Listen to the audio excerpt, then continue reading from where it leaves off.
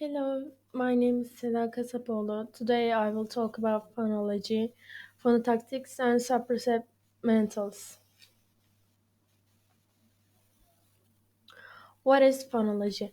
The branch of science that studies the interaction and structural differences of sounds with each other is called phonology, the study of sounds patterns in a language. Let's talk about phonemes. It is the smallest piece of sound that can change meaning. Pat, bat, cat, like this. Now we will talk about allophones. Allophones, all pronunciation variations of a sound that do not change meaning are called spin and pin. They don't change meaning when they change places, hence allophone. Let's talk about syllable structure in English. To understand how many syllables a word has in English, we look at the number of vowels. And minimal syllabuses, medial syllabuses, and maximal syllabuses. Phonological process. The certain pattern of phonemic rules is called as phonological process. Also, phonological process involves all of the articulations of vowels and consonants. Also, phonological process involves all of the articulations of vowels and consonants. For example, girl, curl, thick, trick. Phonotactics. It is defined as the rules for juxtaposing sounds in a language. We can talk about rules in a language. Syllabuses are divided into two, onset and rime. Onset means consonants. Rime is nucleus and coda. Even if a syllable doesn't have an onset, but a syllable must have a nucleus. Coda doesn't have to be on a syllable. If there is no coda in a syllable, open syllable. If there is a coda in a syllable, it's closed syllable. Consonant clusters. For example, splash, SPL. Now I will talk about suprasegmental features.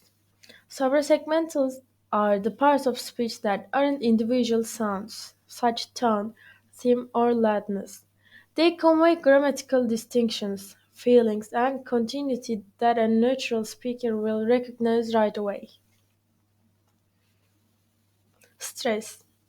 An increasement of the emphasis in a sound is called as stress.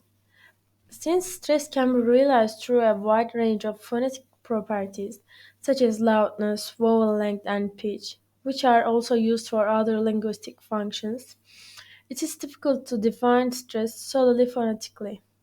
Slightly, assessment, and stop is an example for stress. Intonation. In speaking, intonation explains the way the voice rises and falls. Pitch refers to how high or a low sound is. In the context of this article, the sound we are concerned with is the voice. In some languages, if you pronounce the same sequence of syllables, for example, the same word in different tones, it changes the meaning of the word.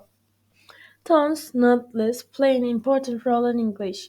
They give the listener an idea about the speaker's emotions or intentions.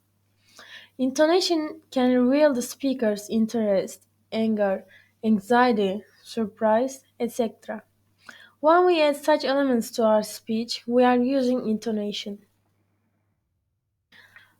Now let's talk about syllable structure. Syllables are units that make up words, and they also have internal structures of their own. Every syllable has nucleus, which is the most sonorous part of the syllable. A vowel or another sonorous sound. If there are consonants, which are less sonorous, they make up the onset and coda of the syllable. These are my references. Thank you for listening.